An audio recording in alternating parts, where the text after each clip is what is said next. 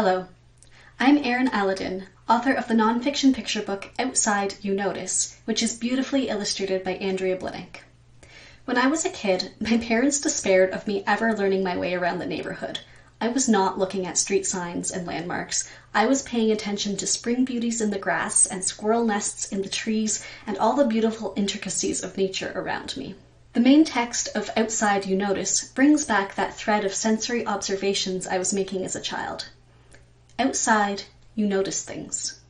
You notice that a dandelion is just as golden as a marigold. That seeds cupped in your hand feel like the tiniest and most important things in the world.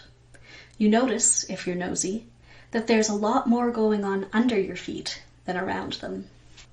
I was lucky to have parents who knew a lot about nature and could teach me to navigate a field guide, so when my observations turned into questions, they could give me the tools to learn more. And that's the foundation of science. But not everybody is that lucky, so I wanted to create Outside You Notice to feed those little fires of curiosity with facts that could bring children on that first step of the journey from observation to discovery. That's why each spread features a handful of nature facts that are accessible to 4 to 7-year-olds, and those are tucked into what's going on in the illustrations. The facts on each spread are themed, so one focuses on pollinators and one on animal homes, and so on. It was also important to me to underscore the fact that outside is everywhere. You don't need a forest in your backyard, or any backyard at all, to spend time in it. That's why Andrea has illustrated everything from cracks in the sidewalk to suburban yards to inner city parks, all sorts of different places where children can access the outside. And there's a directory on the final page that names all of those locations.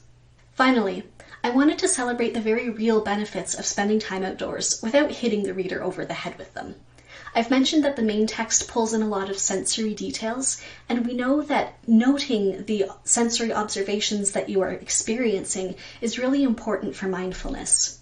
There's also one spread in the book where the nature facts are focused on things that we know from scientific studies are really good for human minds and bodies when you're spending time outside.